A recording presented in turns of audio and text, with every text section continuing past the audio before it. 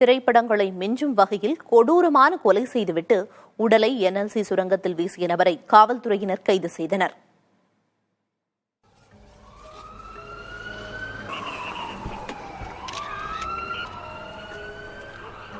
திரைப்பட பாணியில் காவலர்களின் வாகனங்கள் விரைகின்றன. நெய்வேலி என்எல்சி சுரங்கத்திற்குள் வெவ்வேறு பகுதிகளில் காவலர்கள் தேடுகின்றனர். என்ன நடந்தது என்பதை விசாரிக்கும் போதுதான் கொடூர கொலை சம்பவம் வெளிச்சத்திற்கு வந்தது.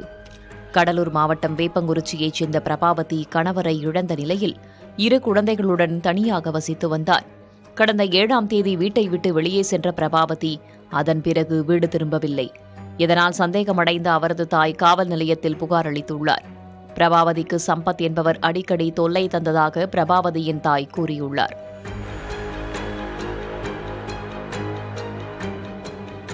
இதனைத் தொடர்ந்து சம்பத்தை தேடிய காவல்துறையினர் ரயில் நிலையத்தில் வைத்து அவரை சுற்றி வளைத்தனர். அவரிடம் நடத்திய விசாரணையில் கணவரை இழந்து குழந்தைகளுடன் வாழ்ந்து வந்த பிரபாவதியை காதலிப்பதாக கூறி சம்பத் தொல்லை தந்துள்ளார். பிரபாவதியை அடிக்கடி அடித்து துன்புறுத்தி அதனை வீடியோவாக எடுத்து ரசிப்பதை சம்பத் வாடிக்கையாக கொண்டிருந்தார். சம்பவத்தன்று பிரபாவதியை தனது விருப்பத்திற்கு இணங்குமாறு சம்பத் வற்புறுத்தியதாக தெரிகிறது. இதனை ஏற்காத பிரபாவதியை அடித்து துன்புறுத்திய சம்பத் அவரை கொடூரமாக தாக்கியதில் பிரபாவதி உயிரிழந்தார். இதனையடுத்து பிரபாவதியின் உடலை என்எல்சி சுரங்கத்தில் தூக்கி வீசிவிட்டு சென்றுள்ளார் சம்பத்.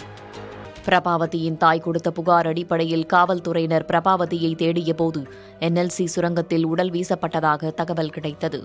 இதன் பேரில் என்எல்சி சுரங்கத்திற்கு விரைந்த காவல்துறையினர் நீண்ட தேடுதலுக்கு பின் பிரபாவதியின் உடலை கண்டெடுத்தனர். அதன் பிறகான தேடுதலில் சம்பத்தை காவல்துறையினர் கைது செய்துள்ளனர். புதிய தலைமுறைக்காக கடலூரில் இருந்து ஒளிப்பதிவாளர் பாலாவுடன் செய்தியாளர் ஸ்ரீதர்.